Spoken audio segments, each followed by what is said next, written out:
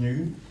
Si vous avez quelques questions au fur et à mesure de la présentation, vous les notez, comme ça on se les garde pour la deuxième partie, ce qui permettra d'avoir une première partie fluide avec Ronan et Germán. La parole est à vous, merci.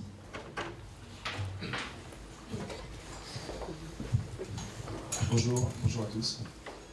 Je vais rapidement vous présenter un peu l'agence. Ronan Hugoff, je suis le directeur des contenus et des médias sociaux de la Net Squad, qui est une agence qui a été créée en 2007 et qui accompagne des marques, des institutions et des médias. Et on les amène, en tout cas on les incite à rencontrer leur communauté. Donc on conçoit des sites, des applications, mais on produit plus particulièrement du contenu et on met en place des mécanismes sur le web social pour mettre en relation justement ces marques avec leur public. Bonjour à toutes et à tous, merci de nous avoir invités. Moi j'ai la responsabilité depuis un petit peu plus de 3 ans d'un service qui s'appelle le service e-communication, à la direction de la communication externe de Renault. Il y a 3 services dont le mien, les autres 2 services ce sont les services de presse, produits et corporate. Et dans le service e-communication, on a la responsabilité du content management, donc tout ce qui est la création et animation des contenus des sites institutionnels de Renault, que ce soit le Renault.com, le site média, et le 3e dont on va parler un petit peu aujourd'hui, c'est mobilité durable. On a également la responsabilité du community management des réseaux sociaux internationaux, dont on va parler un tout petit bout aujourd'hui. Et on fait aussi de la veille, des liens réputation, notamment pour ce qui est nos top managers, donc Carlos Ghosn, que vous connaissez sans doute. Et on s'occupe aussi de la relation avec les blogueurs, particulièrement en France, mais pas que. Aussi, on fait des choses à l'international. Voilà, donc ça c'est pour la partie présentation. Très bien, donc on a donc 1 heure pour répondre à cette question, qui est assez dense et assez vaste. Les marques vont-elles devenir les premiers médias? Donc je vais commencer par une présentation. Alors moi je ne connais pas très bien votre niveau de connaissance sur tout ce qui est brand content. Est-ce que vous êtes très à l'aise? Auquel cas, moi je peux peut-être passer un peu rapidement sur la première partie qui introduit, qui présente, qui revient sur l'histoire du brand content, ou est-ce que vous ne connaissez pas grand-chose et ça mérite peut-être qu'on s'y attarde un tout petit peu? Vous ne connaissez rien? Bon, c'est rapidement. Peut-être ceux qui connaissent pas grand-chose lèvent la main, comme ça donnera vraiment une idée. Et ceux qui disent experts en brand content. Ok, très bien. On y va. Donc, je vais passer rapidement sur la partie, sur les avant-propos. On va expliquer un petit peu d'où ça vient, quelles sont les origines du brand content. Vous connaissez tous cette maxime, content is king, le contenu est roi. Alors, elle date de 1995, cette maxime. L'origine est totalement incertaine, mais de maxime, l'expression est devenue un mythe et elle s'est transmise très rapidement dans les sphères professionnelles. Aujourd'hui, c'est vraiment considéré comme un acquis. Et 20 ans plus tard, le contenu est toujours roi, bien sûr, mais c'est surtout devenu un outil, un insight, un actif, un territoire. Pourquoi? Parce que tout simplement, il traduit la différenciation d'une marque et présente ses valeurs. Alors, l'opportunité d'une marque de produire des contenus, c'est d'abord, bien sûr, de laisser une trace mémorielle. Ça lui permet d'émerger, ça lui permet de se différencier, et ça lui permet tout simplement d'exister dans un paysage hyper concurrentiel où les contenus sont hyper fragmentés. Donc c'est vraiment l'objectif premier. Ça permet aussi, bien sûr, aux marques de gérer leur image et de contrôler les informations qu'elles donnent sur elles. Alors il y a une petite citation de Nicolas Bordas qui est intéressante. Nicolas Bordas qui est le président de TBWA. Les marques produisent désormais du contenu éditorial ou ludique en permanence et le diffusent par leurs propres moyens, empiétant largement sur le territoire des médias devenus traditionnels. Quelques chiffres concernant le content marketing. 70% des consommateurs préfèrent découvrir une marque par des contenus originaux ou créatifs. 72% des directeurs marketing pensent qu'un contenu de marque a plus de valeur qu'une publicité dans le magazine. Et là, une information assez intéressante, c'est que le content marketing coûte environ 62% moins cher que les outils marketing traditionnels. Et surtout, il génère 3 fois plus de leads. Alors, les origines. Un exemple très intéressant, c'est le guide Michelin qui va, sans le savoir, donner le plus bel exemple du brand content, avec une régularité et une durée de publication assez hallucinante. Le premier exemplaire du guide Michelin a été publié en 1900 à l'occasion de l'exposition universelle. Et alors à l'origine, c'est vraiment un guide publicitaire qui était mis à disposition des clients et qui était offert aux clients des pneumatiques. Il comportait simplement quelques adresses de médecins, de garages, il n'y avait vraiment pas grand-chose. Et c'est à partir des années 20 qu'il a commencé à proposer des adresses de restaurants et à donner des étoiles aux bonnes tables. Donc aujourd'hui, on connaît tous le succès du guide Michelin et des gardes routières, et ça reste vraiment l'exemple le plus emblématique des opérations de bonne contente. Alors ça, vous le connaissez aussi, Guinness qui a sorti son livre de records, qui est édité depuis 1955, énorme succès à l'origine. C'était un livre en fait qui s'intéressait aux records, mais principalement dans le monde animal. Et c'est devenu donc un succès. Il publie chaque année une nouvelle édition. Donc voilà, très belle édition de bonne contente. Seb également, qui révolutionne la cuisine dans les années 60 avec le lancement de sa cocotte minute. Et chaque acquéreur de la cocotte minute se voyait offert un livre de recettes qui s'appelait Par ici la bonne cuisine. Donc là c'est pareil, un très bel exemple de bonne contente. Et d'ailleurs les marques de cuisine ont bien continué aujourd'hui, ils s'approprient les applications, on retrouve énormément d'applications de recettes, etc. Donc on est dans la continuité de tout ce qui se faisait actuellement. Le Roi Merlin, c'est vraiment une référence aujourd'hui en matière de bonne contente. Vous connaissez tous le programme court qui passe avant ou après le JT, je ne sais plus très bien, mais du côté de chez vous, qui s'intéresse aux thématiques de la décoration et de la maison. C'est une marque qui s'est lancée il y a un petit moment déjà, donc vous verrez, c'est pas Red Bull en fait qui a la paternité du bonne contente et qui a conçu le premier plateforme de marque. Ils produisent cette émission depuis 1997 et ils ont réussi à proposer un vrai rendez-vous avec un public sans mentionner la marque, en dehors peut-être de ce logo qui apparaît sur les cartons de fin et cartons de début, mais on ne parle pas de Roi Merlin, on ne parle pas des produits, on s'intéresse vraiment à des décorations, ce sont des rencontres, des portraits. Et aujourd'hui, le Roi Merlin est devenu en fait un vrai média avec son émission et son site internet qui propose toute une série de conseils, de fiches pratiques. Donc c'est un exemple qui est très intéressant. Plus récemment, la campagne L'effet papillon menée par Oasis, alors véritable succès, carton planétaire. Je ne sais pas, est-ce que vous l'avez vu, est-ce que vous les avez vus, vous connaissez tous l'effet papillon. Alors, Oasis, c'est vraiment devenu une vraie marque média, à l'univers extrêmement riche, en évolution constante. Ils savent tout à fait jouer avec l'actualité et ils produisent des contenus de matière hyper réactive. Ils multiplient les formats, c'est transmédia, ce sont des campagnes transmédia. On propose de la web-série, des plateformes, ils ont même fait un site qui s'appelle YouPom, vous pourrez aller le consulter si vous êtes suffisamment mûr, c'est extrêmement drôle en fait. Donc qui a été lancé parallèlement en fait à la web-série. Et c'est un bon exemple de contenu de marque, bien produit, bien raconté, drôle, et qui a su toucher justement des publics qui n'étaient pas forcément des consommateurs d'Oasis, mais ça a su vraiment générer une forte audience. Donc en termes de chiffres et de résultats, c'est assez impressionnant. 7 millions de vues pour les 3 premiers épisodes, 98% d'appréciations positives pour chaque épisode. La page Facebook est passée de 24 000 à 105 000 abonnés, ce qui a permis à la chaîne Oasis de devenir la première chaîne YouTube de marque en France sur Facebook. 220 000 likes, enfin je vous passe toutes ces données, c'est un résultat qui fait vraiment référence. Alors, quelle est la différence entre média de marque et bonne contente? C'est pas forcément très simple de distinguer ces deux notions qui ne recouvrent pas exactement la même chose, donc je vous propose de s'attarder très rapidement sur les définitions. Les médias de marque sont des contenus édités et produits par une marque et ils sont généralement gratuits.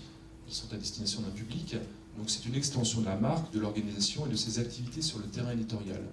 En gros, un média de marque est une composante du brand content, mais se structure autour d'un véritable projet éditorial avec des ressources dédiées et voilà, ce sont des sites ou des plateformes qui sont animés de manière très régulière et très souvent d'ailleurs par des journalistes. La marque média, quant à elle, correspond à la tendance d'une marque à devenir un éditeur de contenu au-delà de son activité marchande. La marque propose donc un contenu de qualité et noue une relation plus qualitative avec ses clients et avec ses prospects, en proposant du contenu à forte valeur ajoutée, et à concevoir ce qu'on appelle en France une bonne contente, hein, c'est la traduction de marque média. Alors, je l'ai noté, mais au sens strict, certains auteurs excluent de ce champ les purs contenus publicitaires, mais vous verrez, c'est quand même très très lié. Le native advertising, j'ai repris la définition de M-publicité qui est la régie du monde, qui me semble tout à fait pertinente. Le native advertising est défini comme un contenu sponsorisé, pertinent pour l'utilisateur, qui n'interrompt pas son expérience de lecture et qui s'intègre dans l'environnement éditorial qu'il accueille. Ça, c'est encore une autre composante du brand content et qu'on voit de plus en plus dans les médias et dans les pure players notamment. Là, je vous ai mis un exemple, par exemple, c'est sur l'Express, le site de l'Express. Alors, vous voyez, on retrouve souvent une mention pour certains types de contenus qui les différencie, justement. Là, on a un petit onglet qui indique que c'est une préférence de marque et c'est un article produit par une marque qui est publié, qui est hébergé sur un site média. La plupart, enfin, des sites aujourd'hui, vous verrez, en proposent. Sur le HuffPost, c'est pareil, on a une petite indication qui indique qu'on a affaire à un contenu de marque pour cet article sur les pesticides.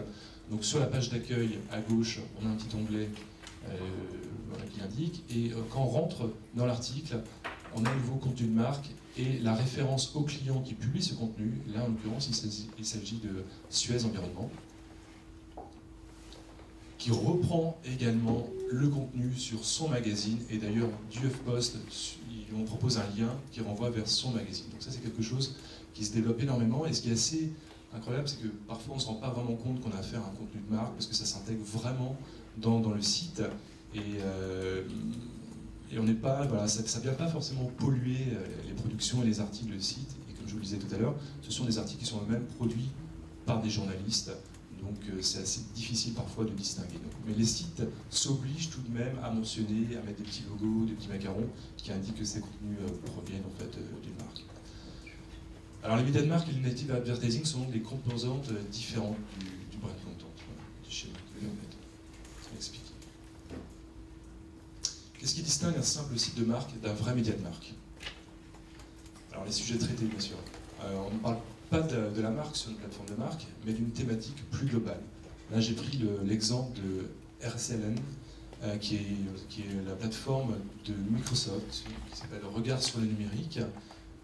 C'est un laboratoire, en tout cas, qui se présente comme un laboratoire d'idées, de réflexion et d'expérimentation en ligne. C'est un site qui croise les points de vue et les perspectives sur les nouveaux enjeux culturels, économiques et sociétaux du monde numérique. Donc c'est un site qui a choisi de préempter un territoire, celui de la société et du numérique. D'ailleurs, il y a une petite mention pour aller voir. Donc on indique que c'est Microsoft qui est derrière, mais lorsqu'on consulte la rubrique à propos, il est clairement indiqué que Microsoft, en tout cas que les contenus publiés, ne correspondent pas forcément à l'image de Microsoft, etc. Donc ça répond en tout cas à la volonté de l'entreprise de susciter, de recueillir sur tous ces sujets la réflexion des acteurs et des observateurs et décideurs du monde numérique et d'ailleurs. C'est un exemple qui est très intéressant et que j'utilise moi pour suivre et pour ma veille sur tout ce qui concerne l'innovation et le monde numérique. Donc, il y a une petite équipe éditoriale avec un rédacteur en chef, des journalistes freelance certainement qui alimentent quotidiennement ce site. Ce qui distingue un site de marque d'une plateforme de marque, c'est aussi la composition de la rédaction. Donc, ce sont des journalistes spécialisés qui sont dédiés à l'animation, à la production des contenus. Donc là, j'ai mis un exemple de CV d'une journaliste qui met en avant justement son expérience pour Air Mag, le magazine mensuel de McDonald's.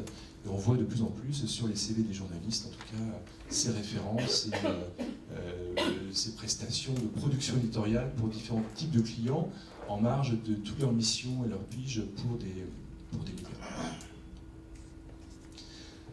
Ce qui distingue également, c'est la périodicité des contenus. Donc les sites, les plateformes de marque, les sites de marque s'évertuent à tenir à jour et à mettre à jour leur site. Donc là, c'est l'exemple d'Happywave Digital dont vous parliez tout à l'heure, qui propose un site plaquette, qui propose son catalogue. Donc c'est toute la partie formation events, et puis là vous avez à gauche toutes les formations digitales qui sont proposées par Happywave Digital. Et vous avez également une entrée magazine. Donc Happywave Digital a fait le choix de proposer sur un espace son offre et ses contenus. Donc c'est un site qui produit environ, je dirais, peut-être 6 ou 7 contenus par mois, des articles, des articles qui sont dédiés justement à la transformation numérique, aux questions des RH, des dossiers assez fouillés, des infographies, des entretiens avec des acteurs du numérique. Et donc une équipe de journalistes vraiment spécialisés sur ces sujets. Troisième exemple, Grenoble Session. Est-ce que vous connaissez ce site? Non. Alors Grenoble Session, c'est un projet artistique qui est dédié aux musiques actuelles et son ambition, c'est d'accompagner tous les fans de musique. À votre avis, par rapport à la charte éditoriale, je ne sais pas si vous voyez d'où vous êtes, mais qui est derrière Grenoble Session? Est-ce que vous avez une idée? C'est Heineken, oui, tout à fait. Donc c'est une plateforme qui défend un certain style de vie, une certaine vision de la musique, en soutenant différentes initiatives artistiques, des festivals, des concerts ou des événements. Donc, en 2014, Grenoble Session a même monté des concerts dans le cadre de festivals, Solidays, Main Square, les organes de Belfort, et avait sa propre scène, sa propre programmation dans le cadre de ces festivals. Donc c'est assez intéressant parce qu'en dehors du site d'une plateforme, c'est une marque qui va développer des événements, qui va générer énormément de choses, qui a son application, qui a une présence extrêmement forte sur les médias sociaux et qui devient totalement légitime au cœur de la scène musicale. Donc c'est un site qui est consulté par pas mal de personnes, ça marche très très bien, qui suivent l'actualité justement, et si on répond à la question qui était posée, c'est un cas où une marque a réussi vraiment à devenir média et à concurrencer d'ailleurs d'autres sites qui suivent ces thématiques. Donc c'est Heineken, la seule évocation de la marque tient dans le logo, qui est en haut à gauche du site. Vous voyez, on retrouve les codes couleurs, l'identité visuelle, et à part ça, il n'y a pas du tout de mention d'Heineken sur le site, évidemment, on ne parle pas du produit, on retrouve simplement cette petite correspondance graphique. Alors c'est un contenu qui est fréquemment tenu à jour, notamment le site propose une rubrique agenda avec tous les concerts et propose également à ses lecteurs de remporter des places de concert, donc ça permet de générer pas mal d'interactions avec les publics et puis de proposer une animation assez dynamique sur les pages Facebook notamment et sur les comptes Twitter. Donc c'est un site qui est en recherche perpétuelle de contenu exclusif, et propose aussi pas mal d'interviews, des coups de cœur, etc. Donc ça devient un influenceur dans le domaine de la musique et du lifestyle. Alors c'est un contenu qui se donne du mal aussi pour produire des contenus à forte valeur ajoutée. Là j'ai mis un exemple, pour aller le voir, de long format.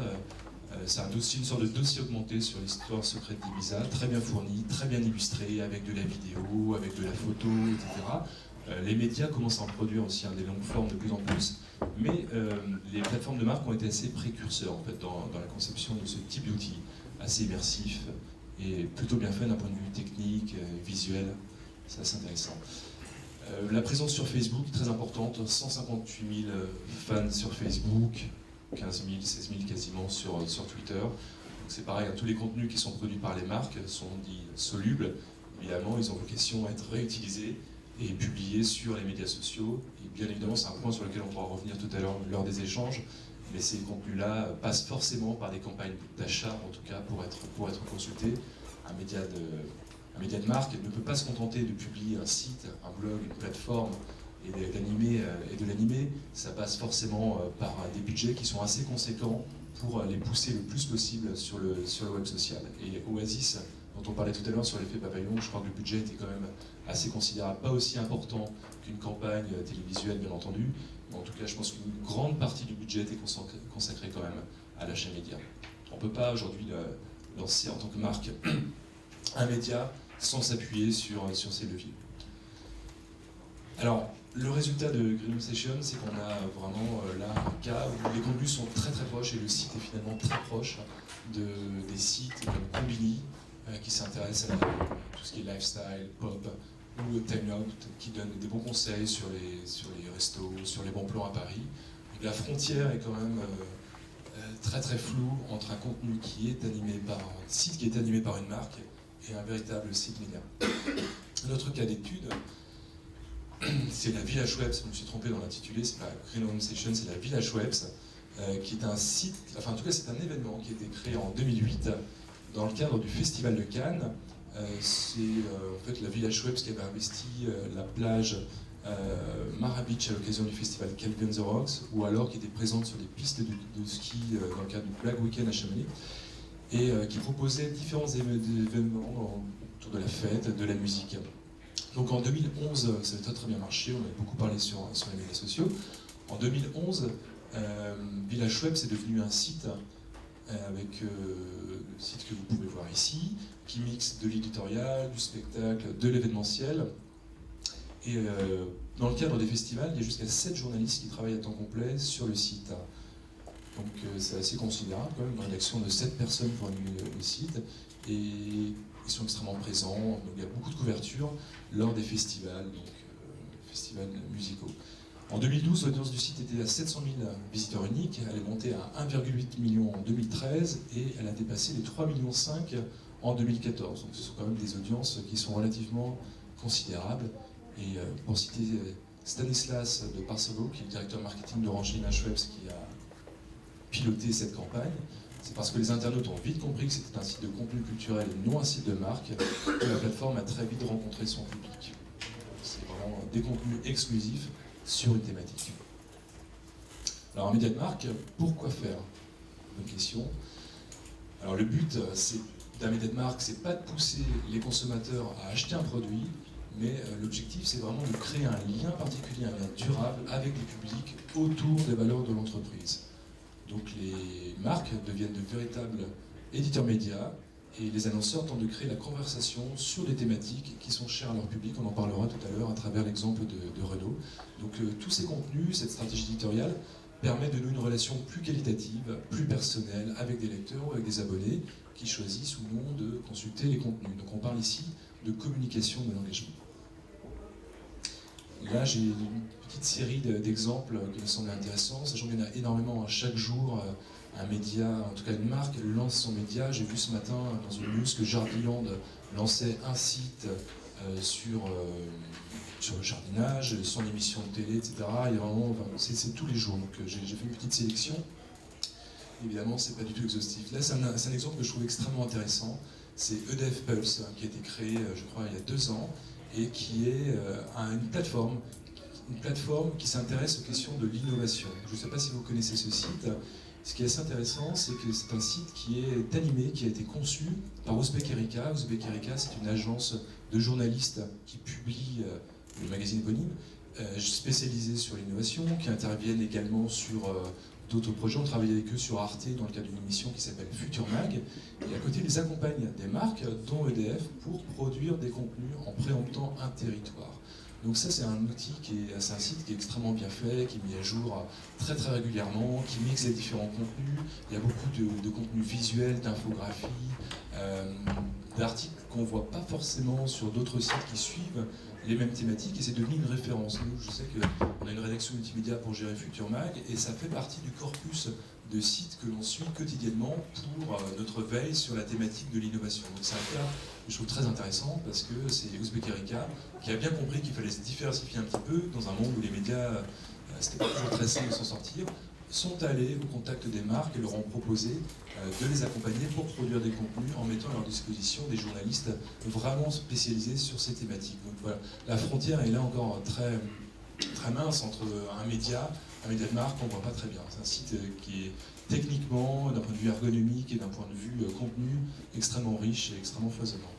Autre exemple, Eco Socio Conso, c'est un site qui a été un site de marque publié par le groupe Édouard Leclerc, qui s'intéresse lui à la consommation. Donc c'est pareil, différents types de contenus, différents types de formats. On propose des éclairages, de la curation, des dossiers, etc. Donc c'est assez bien fait, c'est très illustré avec ces petites chartes qu'on retrouve. Et c'est un site qui est assez récent et qui ressemble un petit peu d'ailleurs à ce que fait Mobilité Durable, dont Germaine parlera. Alors c'est pareil, en allant consulter la rubrique à propos, j'ai trouvé des mentions assez intéressantes. En présentant le site, on peut lire que Leclerc s'attache à comprendre, à travers le site EcoSocio-Conso, à comprendre, décrypter les mécanismes qui touchent notre quotidien sans les juger. Dans le manifesto, on peut lire également qu'il ne se limite pas aux sujets consensuels, aux informations purement factuelles, ou encore qu'il favorise des sujets sur lesquels les informations disponibles paraissent souvent trop immédiates, trop imprécises, ou au contraire trop techniques. C'est assez amusant. Et ils essaient de les transformer en informations claires, précises et exhaustives. En somme, le groupe Édouard Leclerc essaye de faire ce que les médias n'arrivent pas à faire. Enfin, on peut se poser la question, mais c'est assez rigolo en tout cas de proposer ce type de manifesto. Projet très récent, mon projet Plus, qui a été lancé par la nouvelle marque GDF Suez Pro, qui propose de suivre des projets de 8 entrepreneurs accompagnés d'experts dans des domaines aussi variés que le marketing, la finance, le design ou l'énergie. Donc c'est un programme qui a été imaginé par des professionnels pour des professionnels afin de transmettre des conseils pratiques et de les aider à évoluer dans les métiers et dans les projets. Donc c'est un site qui propose différents types de contenus. On retrouve une web-série exclusive où on peut faire la connaissance justement de ces 8 candidats, accompagnés de leur coach. On trouve des fiches pratiques, énergie, business, et puis c'est un site qui propose également des rendez-vous 100% professionnels qui permettent de mettre en contact des participants avec des experts. Donc très bel exemple aussi de contenu de marque. Alors là, ce ne sont pas des journalistes qui animent ce site de la SNCF qui s'appelle Vibrex, mais c'est un collectif de 6 blogueuses qui s'intéressent aux bons plans, aux bonnes pratiques. Et donc ce sont des blogueuses qui très régulièrement partagent leurs bons plans, assez intéressant comme site, ça peut donner pas mal d'idées. Et là c'est comment faire appel à des prescripteurs, à des influenceuses pour proposer des contenus, générer de l'audience, parce que bien évidemment on fait appel à ces personnes-là pour aller chercher, pour s'appuyer sur leur communauté et générer du trafic. C'est assez bien écrit, hein, donc c'est un dispositif assez original de la part de la SNCF. Pardon. L'exemple qu'on retrouve beaucoup dans les présentations de plateformes de marque, c'est celui de Coca-Cola. Qu'est-ce qu'on s'attend à trouver sur le site de Coca-Cola? Moi, je m'attends en tout cas à trouver une présentation de leur gamme de produits, un site plaquette peut-être, avec, comme le font la plupart des marques aujourd'hui. Mais ce n'est pas le cas du tout sur le site américain de Coca-Cola, qui est un exemple très réussi, très abouti de storytelling. La version américaine ressemble à un véritable média traditionnel, avec des articles, des vidéos, des rubriques éditorialisées. Et plus surprenant encore, on retrouve des rubriques qui sont consacrées au développement durable, à l'innovation ou encore à la musique. Donc là, Coca-Cola n'essaie pas de préempter un territoire, mais s'intéresse à différentes thématiques qui représentent ses valeurs. Et du coup, elle ne se place plus uniquement comme un simple produit, mais comme un véritable acteur qui intervient même dans la sphère politique. Il y a pas mal d'articles sociétaux sur le champ culturel, de la bienfaisance, etc. Donc la page du site ressemble un petit peu à ce qu'on peut voir sur les pure players généralistes, comme BuzzFeed ou Melty. Ça ressemble beaucoup plus à un site, en tout cas, à un pure player qu'à un média de marque. Et les formats de contenu également sont très ressemblants à ce qu'on peut voir sur ces sites avec, c'est un peu la culture lolcat et tout, vous verrez, donc il y a des vidéos, des tops, des flops, des images un peu saisissantes, beaucoup de place visuelle. Et la formulation des titres aussi, on est vraiment dans les melty, hein, dans l'écriture melty, un peu catchy là, pour susciter l'attention des lecteurs. C'est très similaire, on est sur l'émotion, l'humour, la fibre locale, la nostalgie, donc c'est un bel exemple. Et puis autre fait notable, c'est que la marque Coca-Cola met en scène de manière décalée ses consommateurs en récupérant justement des contenus, des photos Instagram ou autres. Et on peut retrouver justement ces diaporamas, cette espèce de mosaïque de photos qui met en scène toutes les personnes avec des canettes, etc. Donc c'est assez bien fait. Alors les bénéfices d'une plateforme de marque, c'est bien sûr générer des leads. Moi je vais vous donner un exemple, par exemple à la Net Squad, on a un site plaquette, et à côté on a un site qui s'appelle Le Journal La Net Squad. On essaye de produire, de suivre l'actualité autour des questions d'empowerment, de transformation digitale, de contenu, et c'est vrai que c'est un site qui nous a permis de toucher des prospects qui nous ont appelés, qui parfois sont tombés sur nos articles. Je sais qu'on a un article qui est très bien référencé sur les web documentaires qui s'appelle 5 clés pour réussir son web documentaire, quelque chose comme ça. Et j'ai très souvent des appels entrants de personnes qui ne connaissent pas l'agence, qui me disent voilà, je suis tombé sur votre article sur Google et j'aimerais bien vous rencontrer pour que vous nous parliez de web documentaire, on a nous-mêmes une idée, etc. Donc voilà, ça génère clairement des leads. Et c'est le cas pour d'autres choses, hein, pour des petites vidéos, pour des campagnes qu'on peut lancer. Donc ce sont des personnes qui connaissent l'agence à partir de ces contenus produits. Donc là, il y a l'exemple de Symantec qui a lancé son blog il y a un petit moment. Symantec, c'est une société qui est spécialisée dans la création de logiciels antivirus. Et elle alimente très régulièrement son webzine sur des questions de cybersécurité. Donc elle commente l'actualité de son domaine d'actualité, elle fait de la curation, elle donne des conseils aux internautes pour bien se protéger, et elle s'est placée en tout cas en tant qu'experte. Aujourd'hui, c'est un site qui fait vraiment référence sur les questions de cybersécurité. En même temps, qui de mieux placé qu'un ingénieur en sécurité informatique pour parler des logiciels malveillants. Donc en cherchant aujourd'hui des informations sur tout ce qui touche au logiciel, sur la cybersécurité, etc., vous aurez de très grandes chances de tomber sur ce site et qui remonte extrêmement bien dans les résultats de Google. Et du coup, le blog d'entreprise draine du trafic vers le site officiel de l'entreprise et génère du lead et certainement de l'achat de ces logiciels antivirus. Alors pourquoi ne pas se contenter du brand content? Alors la première raison, c'est que avoir sa plateforme de marque, ça permet d'avoir une liberté totale de ton, de sujet, ça permet de pouvoir gérer son agenda, ça permet de communiquer sur sa marque au moment où on a décidé de le faire, et puis ça permet de composer sa propre ligne éditoriale, et dans un contexte parfois de réticence des journalistes vis-à-vis du brand content. Ça, c'est la première raison. Il y a des raisons structurelles aussi, des économies d'échelle et de moyens. Avoir son propre média, ça peut s'avérer rentable et pratique. C'est pas si cher que ça. Il s'agit simplement de concevoir, d'imaginer un site. Alors bien sûr, il faut avoir une rédaction multimédia, en tout cas des producteurs de contenu, mais on n'a pas d'intermédiaire à payer. Aujourd'hui, publier un site, en tout cas des articles ou des contenus sur des sites, ça coûte relativement cher. Donc avoir son propre média, c'est plus rapide, c'est plus flexible, c'est beaucoup plus agile et ça va plus vite. Raison 3, plus besoin d'expertise logistique des médias, donc je ne sais pas pourquoi ça fait là en fait, c'est pas ça. Petit terreur. Je vais passer sur un autre acteur qui est assez intéressant, qui est à la pointe, et comme Coca-Cola justement, c'est celui de Red Bull. Red Bull, c'est vraiment un cas de marque, premier média, qui est présent sur différents types de supports, aussi bien le web que la télévision ou le papier. C'est une marque qui a réussi à s'imposer et qui est devenue un média de référence dans le domaine du sport extrême. Donc tout ce qui concerne les sensations fortes, les sports extrêmes, etc. Et il a largement investi dans ce contenu, au point, vous verrez tout à l'heure sur son site, sur sa homepage, d'en faire un vrai site actu. Et il a fait preuve depuis le début d'une véritable inventivité éditoriale. Aujourd'hui, Red Bull sponsorise, je crois, plus de 600 sportifs et suit leurs exploits, organise des événements, produit énormément de contenu. Donc ça, c'est l'aperçu de l'ensemble des médias du groupe Red Bull. Donc il y a du print, la TV, du online, du mobile, musique, etc. Donc c'est absolument considérable, avec pour chaque type de format, des publications, des magazines, des émissions de télé.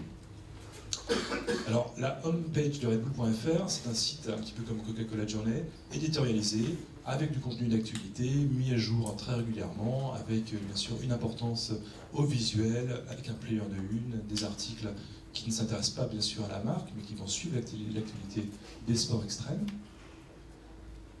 Une ligne éditoriale bien identifiée, donc le champ de l'extrême et des sensations fortes. Là, on est ici sur sa chaîne qui propose toute une série de vidéos extrêmement bien réalisées, donc ils font appel à des grands réalisateurs. L'image est vraiment très quali, très bien, c'est très bien fait, c'est très bien monté.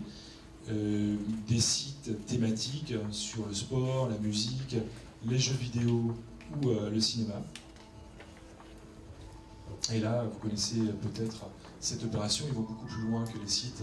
Voilà, ça c'est Félix Baumgartner qui a sauté en fait et qui a dépassé le mur du son en chute libre. Donc une opération dont on a extrêmement entendu parler, ça fait plus de 8 millions de vues sur le live stream, et 100 millions de vues sur YouTube et énormément de vidéos publiées sur l'événement. Donc c'était un moment important pour Red Bull dans sa communication. Voilà, ça c'est un supplément qui s'appelle The Red Bulletin, qui est publié par l'équipe, en tout cas en complément du journal L'équipe. Bon, je vais passer rapidement parce que je vois que l'heure tourne, et puis différents types d'événements qui sont sponsorisés et organisés, notamment autour du BMX, du sport extrême, du snowboard, etc. Les marques peuvent-elles dépasser les médias? Oui, la réponse est oui. Une comparaison, à titre d'exemple, du budget de communication d'un grand groupe français, Renault. qui est à 412 millions d'euros, et le chiffre d'affaires total de Libération, 58 millions d'euros. Donc on voit qu'il y a un petit peu de marge de manœuvre pour expérimenter sur le champ des contenus et des nouveaux formats. Et une capacité à traiter l'information aussi bien que les médias traditionnels déjà démontrés. L'exemple de CMO, qui est animé par Adobe, qui est un média, qui est un site de veille extrêmement intéressant sur tout ce qui concerne les pratiques digitales. Des médias de marque qui sont parfois en avance sur les médias traditionnels. L'exemple d'AWS Digital, qui suit vraiment les thématiques donc, de la transformation numérique. Et là, on peut voir une thématique commune sur le growth hacking, avec un article qui a été publié 2 semaines avant celui du Journal du Net, qui suit aussi spécifiquement ces questions. Donc voilà, c'est pas, j'ai mis cet exemple, mais ça arrive assez fréquemment que des articles soient publiés en amont sur les sites de marque plutôt que sur les sites médias. Donc voilà, parce que les sites de marque sont sur des thématiques extrêmement précises et suivent vraiment des sujets en particulier, donc ont très souvent un petit temps d'avance par rapport à certains médias. Mais bien sûr, les marques n'ont pas de légitimité sur certaines thématiques, hein, que ce soit la sphère politique ou l'actualité internationale. C'est un petit peu difficile de concurrencer les médias, et je pense que les marques n'ont pas vocation à le faire. Il existe aussi une demande d'information identifiée comme indépendante. Quelques exemples de pure players qui s'affranchissent complètement des marques. Mediapart, mais qui a un système, un business model qui est très particulier parce qu'il compte sur ses abonnés, le 4heures.com. Les médias tentent de reprendre une avance technologique et visuelle. Donc l'exemple de FP ou The Guardian, etc. Donc ils sont toujours dans l'innovation, on essaie d'aller plus loin pour concurrencer justement ces marques qui ont des budgets, qui ont des équipes et qui vont très très loin dans la production de nouveaux formats très innovants. Donc les marques, certaines marques essaient en tout cas de consacrer beaucoup d'efforts sur des nouveaux formats très immersifs et très bien faits techniquement. Snowfall par exemple, que vous avez vu peut-être il y a 2-3 ans sur le New York Times, qui est un produit vraiment qui est la référence sur les nouveaux types de formats. L'Explore de l'équipe, qui est une sorte de dossier augmenté, très très fait, qui demande énormément de travail, mais qui est un très beau produit dont s'inspirent certainement les marques, dont on s'inspire, nous, pour proposer des dossiers augmentés pour les marques. Et puis une frontière qui est de plus en plus floue entre les deux. Les clés de demain. Les clés de demain, c'est une plateforme qui s'intéresse aux questions d'innovation, un petit peu comme EDF Pulse, et qui est publié directement sur lemonde.fr. Donc c'est produit en partenariat avec IBM. Alors ça c'est rigolo parce que nous on les croise très souvent, ils sont considérés vraiment comme des journalistes lors des conférences autour des questions de l'innovation. Ils live tweet, ils publient énormément de contenu de grande qualité. Et là c'est pareil, on ne distingue pas très très bien. Il faut vraiment aller voir le petit logo en haut à gauche pour se rendre compte que c'est IBM qui est derrière. Mais bien évidemment, comme pour les autres exemples, on ne parle pas d'IBM, on suit tout simplement un sujet. Et puis le développement vertical sur les médias traditionnels, sponsorisés par des marques, sur Melty par exemple, qui propose 2 beaux exemples de native ads. Sa page Gaming Zone par exemple, qui est consacrée aux jeux vidéo, qui est sponsorisée par Coca-Cola. Ou encore sa rubrique sortie, qui est plus discrètement, elle, sponsorisée par McDonald's. On a le petit logo en haut à droite. Et puis à côté de chaque bon plan de sortie, une carte qui indique où se situe le fast-food de McDonald's le plus proche. Donc ça, c'est un petit peu plus limite. Pour conclure, on peut s'attendre à l'accentuation de 3 tendances actuelles. L'entrée de plus en plus fréquente des représentants de marque dans le capital des médias généralistes traditionnels, que ce soit Nouvel Obs, TF1, Le Monde, Libération. Xavier Niel, par exemple, ou Pierre Berger sont de plus en plus présents dans l'acquisition de certains médias, donc on peut se poser quelques questions. L'accroissement du poids des marques dans la sphère médiatique, soit par l'apparition de nouveaux médias de marque, qui pourraient jouer notamment sur les secteurs de niche un rôle de premier plan, c'est le cas avec certains sites dont on a cité, soit par la multiplication d'opérations spéciales innovantes diffusées sur les nouveaux médias. Et puis enfin le développement en parallèle d'une offre de journalisme pur, sans compromis, et identifiée comme telle, ou de nouveaux business models. C'est le cas par exemple de Mediapart ou du 4heures.com, qui ne proposent pas de publicité. Je voulais terminer par une information que j'ai vu passer la semaine dernière. Les journalistes de Les Échos se sont mis en grève des tweets la semaine dernière. Je ne sais pas si vous avez suivi, si vous avez suivi ça. Ça fait suite à un tweet qui disait qu'à l'occasion de la naissance de la marque Des Automobiles, Les Échos entrechoquent le passé et le présent. Donc c'est ce tweet à la tonalité très publicitaire qui a été publié le 4 mars sur le compte du quotidien Les Échos et qui a été retiré depuis d'ailleurs, qui a déclenché les foudres de la rédaction. en fait, ils ont tout simplement décidé de suspendre l'utilisation de leur compte Twitter pour la journée du vendredi 13 mars, protestant contre ce qu'ils estiment être une intrusion de la publicité dans un espace éditorial, mais je pense qu'on aura l'occasion d'en parler tout à l'heure. Parce qu'il y a un vrai paradoxe, ce sont souvent des journalistes quand même spécialisés qui sont mobilisés pour produire tous ces contenus, puis en même temps ils n'ont pas envie de signer leurs articles sur les plateformes de marque. Et en même temps c'est une question de survie pour les médias de pouvoir s'appuyer sur des marques pour produire des contenus. Donc voilà, ça fera peut-être l'objet du débat tout à l'heure, mais il y a un petit paradoxe en tout cas sur ce sujet-là. Voilà pour ma présentation. On enchaîne peut-être, je sais pas, on y reste un peu.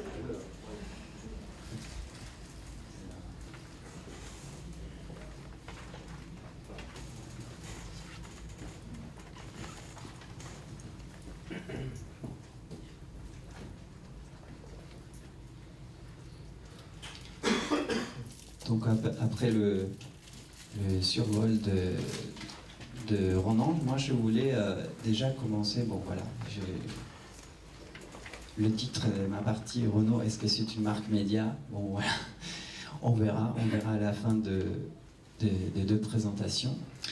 Je voulais déjà commencer par finalement dire, revenir en arrière, très en arrière. Il y a une vieille pratique, ouais, donc chez nous, mais qui vaut pour, je pense, la plupart des marques, la plupart des groupes, qui est finalement avoir son propre site média. Voilà, donc déjà, une partie de la réponse. Mais c'est une très vieille pratique, ça n'a absolument rien à voir avec la notion de brand content, mais il ne faut pas l'oublier. Chez nous, les sites médias, le site média global, le site média international, en version française, version anglaise, ce sont plus de 10 000 abonnés dans le monde.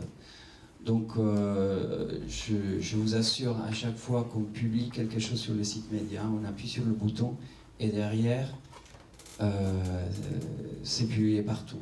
Donc on a avec juste le site média, mais bon, ça c'est aussi le fait qu'on est une marque extrêmement connue, un constructeur automobile parmi les premiers. Bon, évidemment, hein, on n'est pas une petite marque, donc, mais cet outil-là, le site média, voilà, il ne faut pas l'oublier, c'est un élément très fort. Mais on ne fait pas avec un site média du brand content, c'est évident. On est là pour publier de l'info pure, de l'info brute, si j'ose dire. C'est le CP, c'est le dossier de presse. C'est vraiment les outils un peu classiques qu'on donne aux journalistes. Et aussi, je partage avec vous un peu quelques réflexions. Quand j'ai dit que les sites médias, ce sont plus de 10 000 abonnés, c'est parce que le site est encore, répond un petit peu à la logique de, on va, via un site média, on va prioriser la cible qui sont justement les journalistes, les blogueurs, les différentes personnes qui peuvent aussi travailler dans une rédaction sur l'iconographie, etc. Donc il y a deux niveaux d'accès au site. Il y a vraiment une accréditation pour ces journalistes, et un accès aussi grand public, mais le grand public n'a pas accès à tous les contenus du site média, mais juste à certains. Et ce traitement différencié, c'est quelque chose qu'on garde aujourd'hui, mais on se pose vraiment la question si il ne faut pas qu'on arrête, hein, qu'on arrête ça, et que du coup, on donne accès à tout le monde, à toute l'information, à tous les supports, à tous les contenus. Moi, personnellement, j'ai ma petite idée sur la chose, on pourra éventuellement en parler après. La suite, c'est pour vous dire que depuis 2012, on a transformé, on a fait évoluer notre site institutionnel. Là, je parle du site corporate, le Renault.com, voilà, aujourd'hui c'est le groupe Renault.com. Et à l'intérieur de ce site, qui est finalement un site assez... allez, on est entre nous, on peut dire un peu ennuyant à la limite, parce que voilà, on s'adresse surtout à une cible très expert, les analystes financiers. Enfin, ouais, il y a toute une partie du site qui répond à des besoins, des communications, mais une communication très ciblée. Mais c'est aussi quand même un site grand public, hein, ne serait-ce que pour ceux qui cherchent un emploi. Hein, c'est l'endroit où les gens peuvent trouver l'offre d'emploi pour travailler chez nous. Mais on s'est dit en 2012 qu'il fallait qu'on utilise cette plateforme, qu'on utilise ce support pour parler d'actualité au grand public. On le faisait déjà finalement sur le site média. Donc là, on va parler de l'actualité avec un ton magazine. Et on va le faire au grand public, on va le faire aussi comme c'est le cas du Renault.com, c'est-à-dire en anglais et en français. On est vraiment dans un périmètre très international.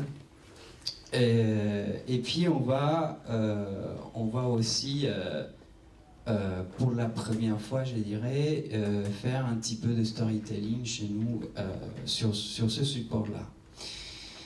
Et puis, ne pas oublier... Oui, merci. Les réseaux sociaux, parce que en fait, je pense vraiment ce qui a bouleversé complètement les habitudes, ce sont les réseaux sociaux. Là, je vous présente juste un exemple chez nous qui est le compte Twitter. Mais en fait, pourquoi, à la limite, enfin, c'est quelque chose à discuter, hein, mais pourquoi les marques deviennent des médias? C'est parce qu'aujourd'hui, notamment grâce aux réseaux sociaux, finalement, je provoque un peu, mais on peut se passer des journalistes. On peut parler directement aux gens. Et du coup, il y a parfois des bénéfices à ça. Et donc, le compte Twitter, c'est pour nous un média qui s'adresse évidemment à tout le monde, hein, et qui, par son contenu, est particulièrement dédié aux médias, donc aux journalistes, aux blogueurs, mais aussi aux influenceurs. Hein, ça nous permet de discuter avec un ministre indirect, hein, donc c'est très important. Mais c'est aussi un moyen pour les clients de nous contacter. Hein, donc tout ça, il faut l'avoir en tête. Ça nous permet de faire du live tweet d'un événement, d'un salon de l'automobile, d'une présentation, d'une intervention des Carlos Ghosn, etc. Donc d'où l'intérêt aussi, hein, pour le journaliste de nous suivre sur Twitter. Et puis je voulais vous expliquer un petit peu comment on crée ces contenus finalement, comment on alimente la diffusion sur nos sites, comment on fait, comment on fait pour devenir un média. Donc j'ai extrêmement simplifié ce circuit de création de contenu. Vous imaginez bien, on est chez Renault, c'est un groupe où il y a beaucoup de gens.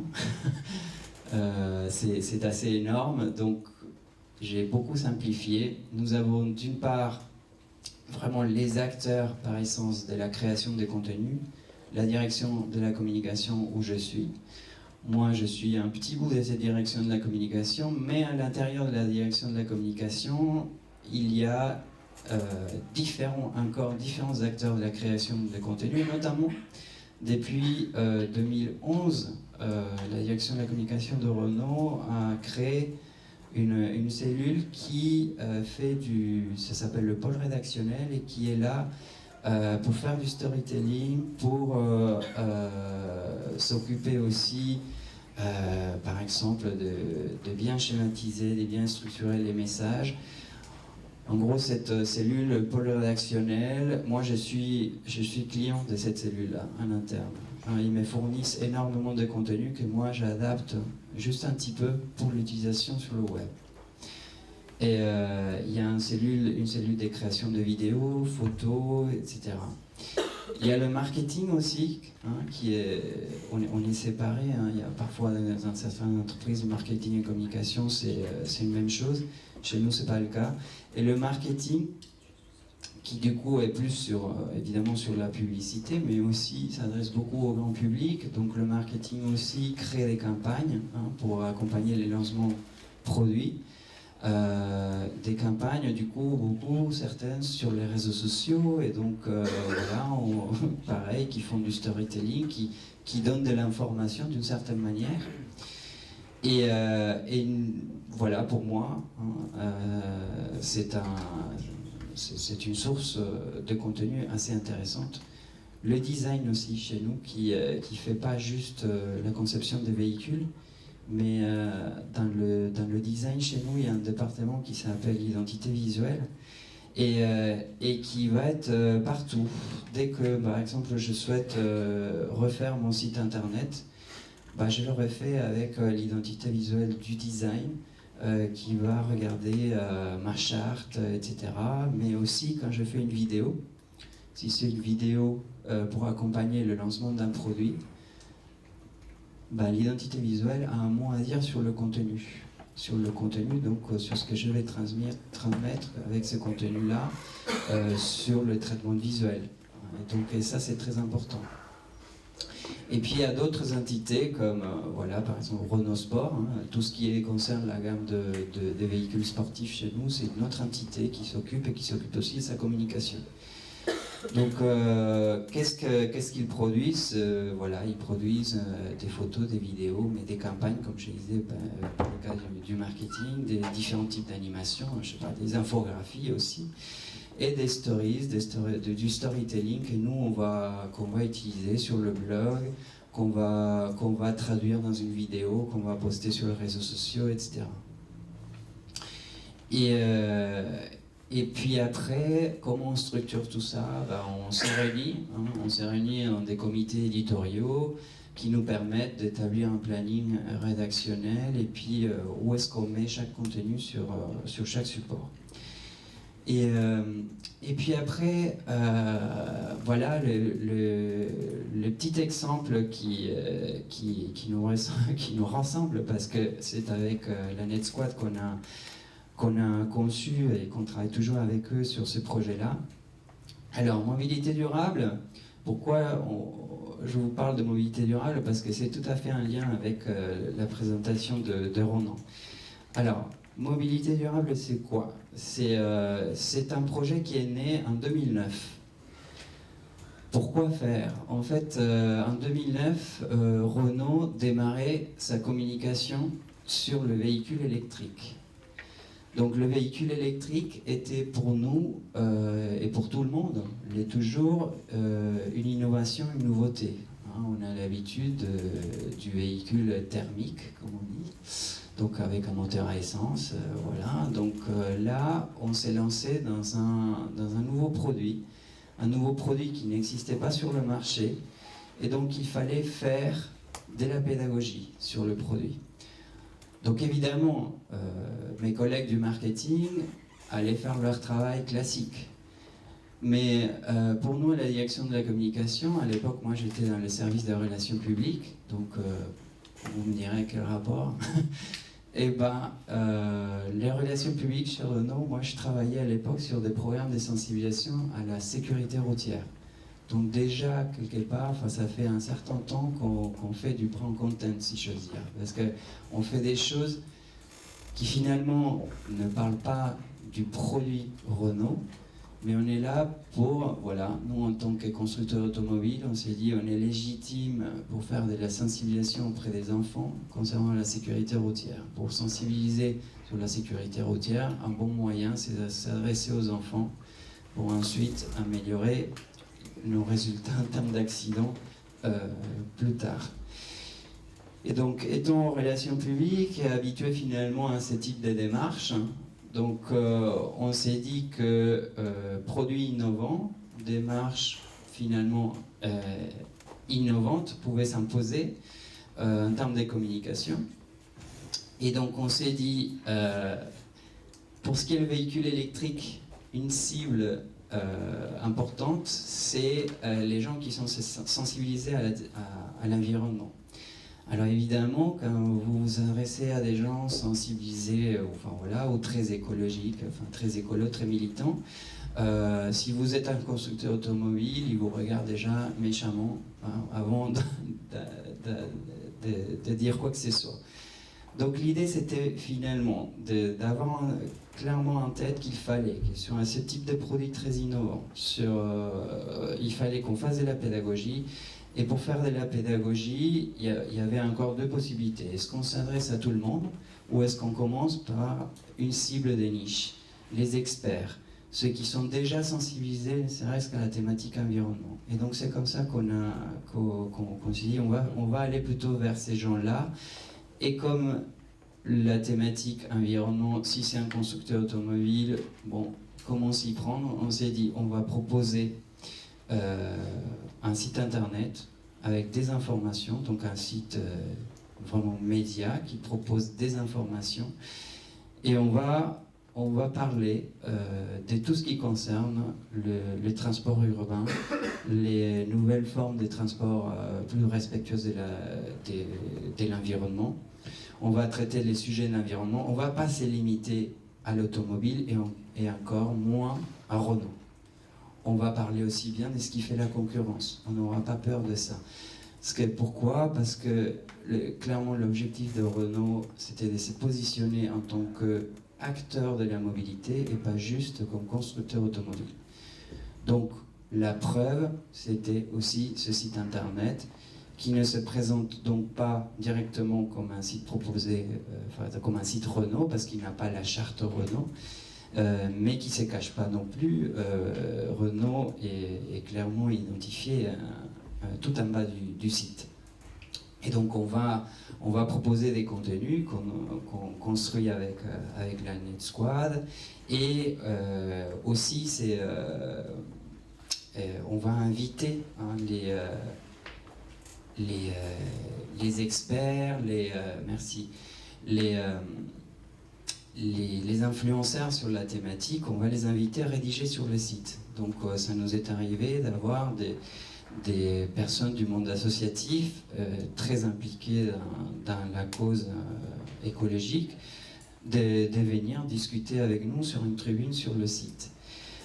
Donc la démarche date de 2009, juste pour vous donner quelques chiffres, hein, donc c'est pas le Renault.com qui fait des millions de visiteurs par an. C'est un site des niches qui est aussi en français et en anglais, et qui fait 10 000 visites mensuelles en moyenne en 2014. Et c'est un contenu par jour, c'est un comité éditorial, un travail au quotidien, hebdomadaire, vraiment avec la Net Squad.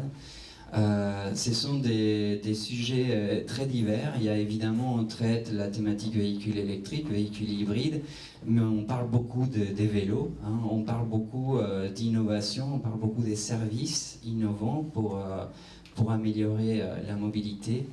On parle évidemment des transports en commun, d'urbanisme. Et on parle aussi des Renault, bien entendu. Dans tout ça, il y a aussi du Renault. Et pour revenir toujours au contenu, ces contenus sont pensés, construits, réalisés, rédigés ensuite par la Net Squad, mais aussi on fait appel à des experts, à des acteurs de la société civile, à des politiques, etc., qui s'expriment sur le site. Et on a la chance en interne à Renault de participer à un institut de recherche, qui est l'Institut de la mobilité durable, qu'on a lancé avec ParisTech. Dans cet institut-là, il y a énormément de doctorants, des chercheurs.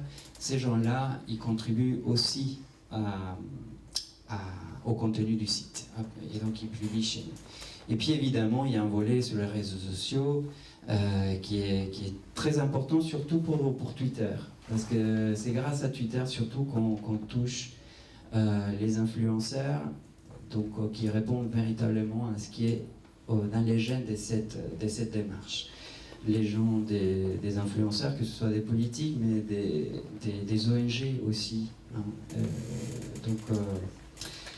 Et voilà pour ce petit exemple. Et pour ne pas parler que de Renault, je voulais vous présenter un nouveau site qui est sorti il y a juste quelques jours, et qui est fait par la BNP, et alors pourquoi je vous parle de ça, c'est parce que ça m'a semblé intéressant comme un autre exemple, qui s'ajoute aussi aux exemples de Renault. Mais là, pour le coup, la particularité, c'est que Living the Change, c'est ce nouveau site-là, c'est qu'il a été entièrement conçu pour le mobile.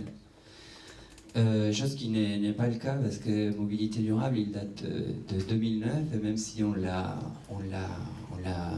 un petit peu refait depuis, c'est pas tout à fait le même site de départ. À l'époque, on n'a pas eu cette démarche. Et du coup, comme c'est un site qui est conçu pour le mobile, en fait, ce que je trouve intéressant, c'est aussi les types de contenus qu'il propose. Les contenus, c'est des contenus très illustrés, ce sont des faits très courts, des dates, c'est des anecdotes, c'est des chiffres clés. Tout est très court et extrêmement partageable sur les réseaux sociaux. Donc, à l'opposé des mobilités durables, en ce sens-là, certes, on propose la possibilité de partager sur les réseaux sociaux, tout ça, ça existe, bien entendu. Mais la particularité, c'est que Mobilité Durable, c'est un site vraiment de fond. Enfin, c'est des articles voilà, c'est des articles longs avec des témoignages, etc. Enfin, c'est un contenu assez important, assez conséquent. Ce site-là, il propose des contenus très consommables rapidement. Voilà. Et donc, pour ce qui concerne justement de la manière dont ils conçoivent ce contenu-là, parce que finalement, ils ne sont pas là pour parler des banques, ni des comptes bancaires, ni des taux de la Banque Centrale Européenne, voilà. Donc ils parlent d'autres choses, ils parlent de plein de choses. Là, ils ont démarré sur des sujets concernant la ville. Demain, ce sont des sujets liés à la communication, je crois. Enfin bon, voilà. C'est des sujets qui sortent complètement du champ premier de la banque. Mais, en même temps, ils profitent d'expertises qui sont à l'intérieur de la BNP pour créer ces contenus-là. Parce qu'à la BNP, il y a des experts sur tout un tas de domaines, comme c'est aussi le cas chez un constructeur automobile. Hein. Vous seriez surpris de voir la quantité de profils différents dont il est nécessaire pour faire une voiture. À la BNP, c'est pareil. Et donc, ils se sourcent, hein, ils profitent de cette expertise-là pour créer ces types de contenus. Voilà, et puis bien entendu, il y a aussi de la vidéo, des modules interactifs divers. Donc c'est un tout nouveau site, on va voir ce que ça donne. Et je voulais vous en parler aussi ce matin. Merci.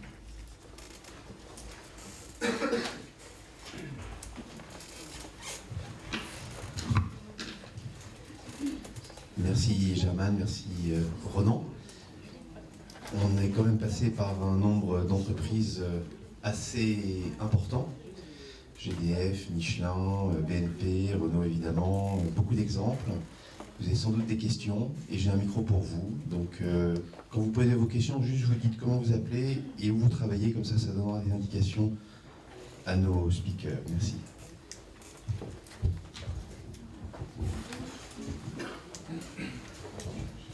Bonjour, Catherine Sergent, Chambre de commerce de Paris-Île-de-France. La BNP, ils ont aussi deux autres sites qui viennent de sortir, hein, parce qu'ils sont très forts sur l'innovation, je ne sais pas si vous les connaissez, c'est The Wave et l'Atelier. Voilà. Ma question pour Monsieur Renaud, dont j'ai oublié le nom et qui m'excuse, c'est 10 000 finalement, 10 000 visiteurs, c'est pas énorme. Est-ce que vous avez fait des études déjà pour connaître précisément ces 10 000 visiteurs, quelles sont vos cibles, et est-ce que vous avez fait des études d'impact sur l'image globale après de Renault? Enfin, quel est le ROI de cet investissement? Est-ce que vous avez pu mesurer, Germaine? Alors, l'avantage, c'est que déjà, c'est quand même assez rare finalement que dans une entreprise, on nous laisse la possibilité de faire ce type de démarche. Donc on a eu cette chance, et on a eu cette chance sans doute parce qu'il s'agissait d'un produit complètement différent. Alors concernant les ROI, concrètement, je l'ai dit dès le départ, on ne s'attendait pas à des gros chiffres. C'est vraiment une démarche qui est des niches, on ne s'en cache pas. Et pour tout vous dire, vraiment ce qu'on cherchait à faire, c'était vraiment d'arriver à faire connaître les sites auprès vraiment de cette communauté d'influenceurs sur la thématique environnement. Et ça, on sait qu'on l'a réussi parce qu'on regarde qui nous suit sur Internet, on regarde quel est le niveau des connaissances du site sur d'autres sites via les liens. Et donc, il y a des cartographies qu'on fait qui nous disent que le site est reconnu et connu et reconnu parce que parfois on est cité. Voilà, donc ça c'est des choses qu'on valorise en interne pour faire en sorte que la démarche continue à être soutenue. Donc depuis, on n'a pas changé cet objectif-là. Pour être tout à fait honnête, là où on a des progrès encore à faire, c'est vraiment sur la version anglaise du site. Parce que c'est assez compliqué de vouloir finalement toucher toute la planète. Et l'idéal, ce serait d'avoir des versions en langue locale. Mais clairement, dans les objectifs de base, strictement les objectifs communication, on sait qu'on les a atteints. Alors, en ce qui concerne l'image de la marque Renault, là, c'est pas moi qui gère ces études-là. C'est très compliqué de savoir quelle est la partie des mobilités durables, l'impact de la mobilité durable dans tout ça. En tout cas, ce qui est important, c'est de savoir que à chaque fois qu'il s'agit concrètement de véhicules électriques, mobilité durable est connue par les acteurs qu'on côtoie sur la thématique. Et donc, pour nous, du coup, c'est suffisant. Premier élément de réponse. Il y avait une question, jeune homme. Bonjour, Paul Lepadelec, Content Manager pour Vie Interactive. D'abord, merci pour vos présentations. J'ai deux questions. On a beaucoup parlé de B2C ce matin et je voudrais savoir si, au niveau du B2B, s'il y a des spécificités qui diffèrent du content management, du brand content pour le B2C. Et donc s'il existe des différences et si les best practices diffèrent également. Et ma deuxième question est relative à la mise en place de la stratégie brand content. Est-ce que, parce que en fait vous êtes deux intervenants, une personne d'agence et une personne d'entreprise, est-ce que vous conseillez de passer par une agence qui a une expertise plus poussée en matière de brand content, ou alors est-ce qu'il faut au contraire internaliser le processus sans passer par une agence et vraiment en recrutant des content managers? Deux questions, B2B, B2C. Je vais peut-être commencer par la deuxième. C'est une excellente question qu'on pose souvent. Faut-il internaliser ce type de prestations? Tout dépend un petit peu des thématiques que vous allez suivre. Si jamais vous vous positionnez vraiment comme un acteur spécialisé sur des questions, on parlait de Symantec tout à l'heure, ça ne nécessite pas des compétences techniques extrêmement fortes, ils ne font pas appel à des graphistes, à des vidéastes, à des réalisateurs ou que sais-je encore. Ce sont vraiment des professionnels qui viennent donner leur expertise sur des sujets. Donc dans ce cas précis, il n'est pas nécessaire de passer par une agence, le travail sera beaucoup mieux réalisé si c'est fait en interne. Ensuite, si on reprend l'exemple de BNP, Living for Change, là vous avez vu qu'au niveau de la conception, au niveau de l'ergonomie, au niveau des fonctionnalités, c'est relativement complexe et je doute que ce travail puisse être fait en interne, sauf à posséder vraiment une équipe technique extrêmement compétente et je pense qu'en termes de budget, c'est pas forcément intéressant de l'internaliser. Donc ça dépend un petit peu de la plateforme de marque et du type de contenu que vous souhaitez produire. Voilà. Mais aujourd'hui, c'est vrai qu'il y a peu d'exemples, en tout cas, où des marques internalisent vraiment des réactions, la production de leur contenu. Souvent, elles font appel, en tout cas en partie, à des ressources externes pour les renforcer et pour apporter une expertise qu'elles n'ont pas forcément en interne et qu'elles n'ont pas vocation à développer. Pour la question B2B, alors moi c'est un peu moins mon sujet, c'est vrai qu'on est vraiment B2C, donc je ne suis pas sûr de pouvoir vous apporter des éléments de réponse très forts. Enfin, en tout cas, on fait de la veille, nous, sur les différents types de plateformes, on essaie de s'inspirer un petit peu des bonnes pratiques. Je n'ai pas vu de dispositifs très différents de ce qui peut se faire dans le cadre de campagnes ou de dispositifs digitaux B2C ou B2B. Donc je pense que c'est plutôt au niveau des formats que tout se joue. Évidemment, B2C, on va être sur des formats plus catchy, plus sexy en fait. C'est vrai qu'on n'imagine pas un format ultra innovant dans le cadre d'une campagne B2B. Là, on donne plus de l'information, du conseil, des fiches pratiques. On ne va pas retrouver un dossier augmenté comme l'export, je pense, sur une plateforme B2B. Ça, ce sera plutôt pour Red Bull ou pour Oasis. Oui, sur cette première question, je n'aurais pas apporté d'autres éléments que ceux de Ronan. Personnellement, je n'ai jamais travaillé dans ce domaine-là, donc effectivement, moi, je me suis toujours intéressé soit à des médias, soit du grand public. Ce que je vois qui se fait chez nous, finalement,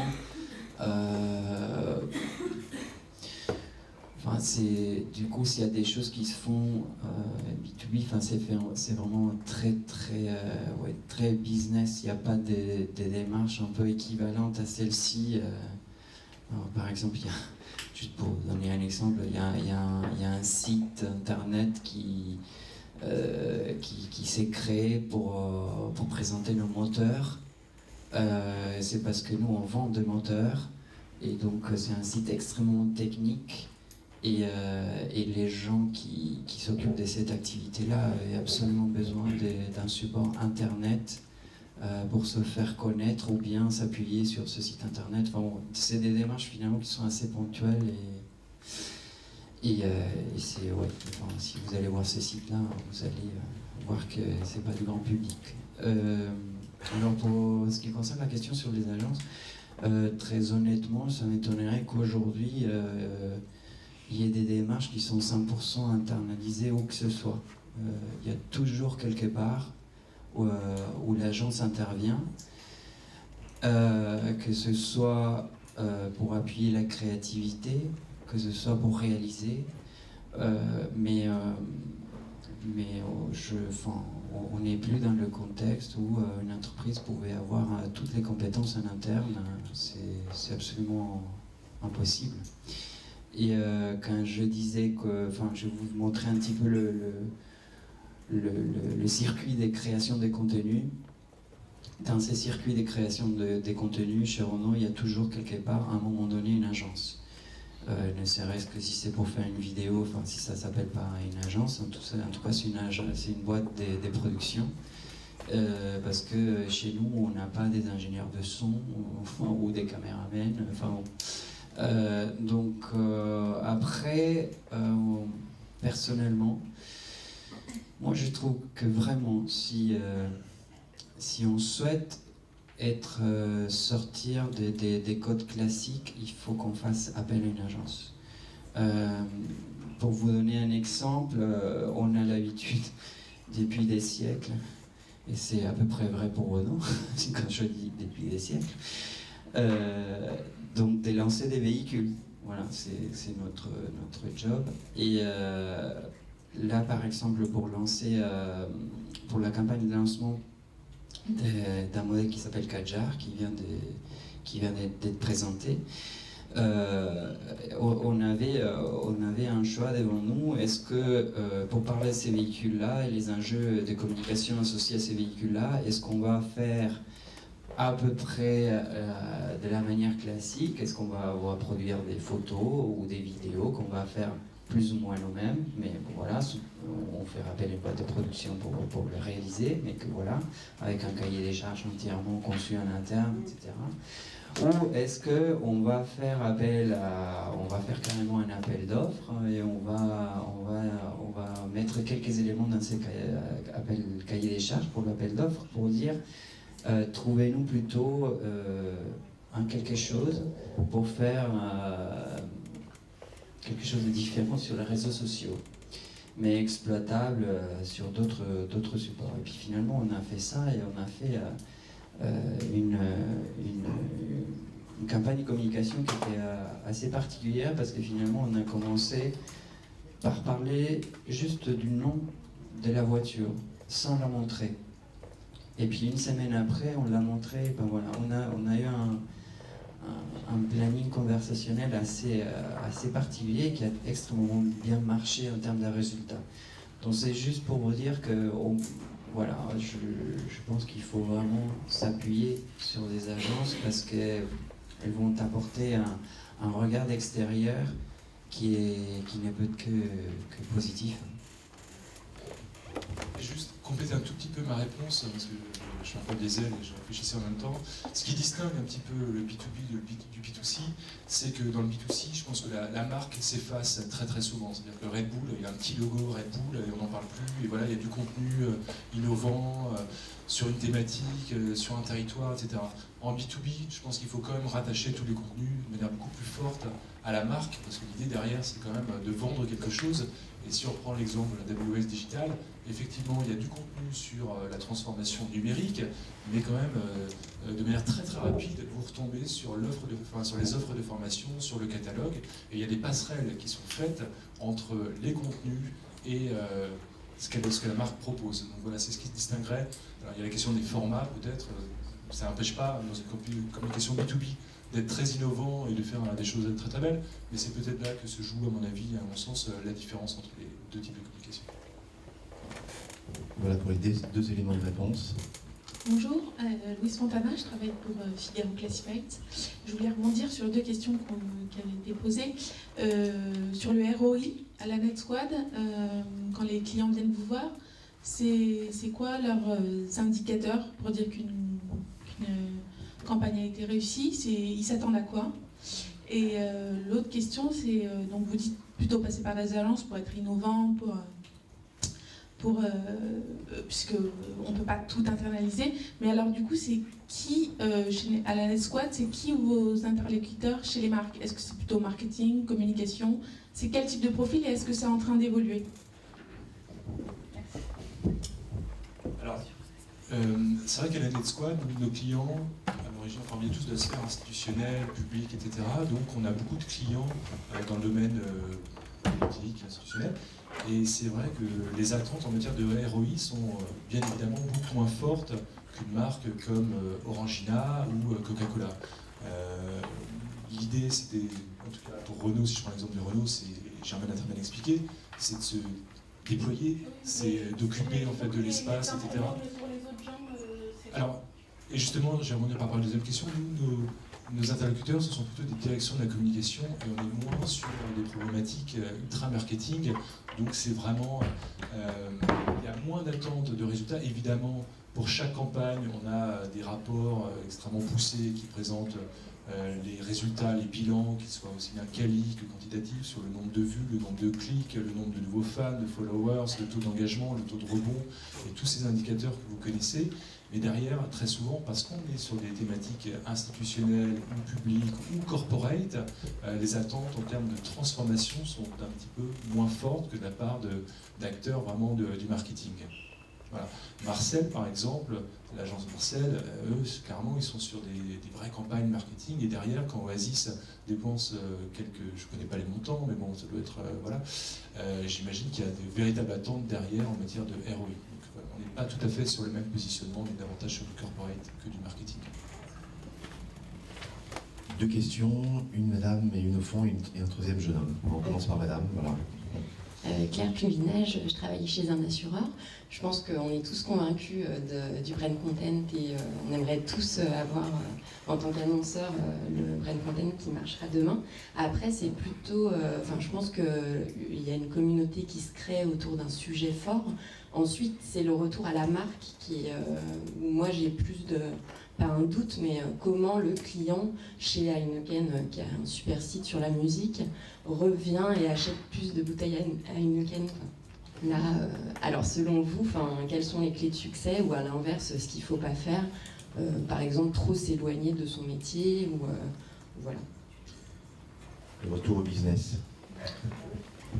Très honnêtement, je me pose la même question que vous.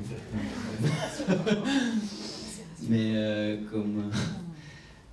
voilà, je sais pas, c'est une question qu'il faudrait poser aux gens qui travaillent dans le marketing. Et honnêtement, j'ai pas d'éléments.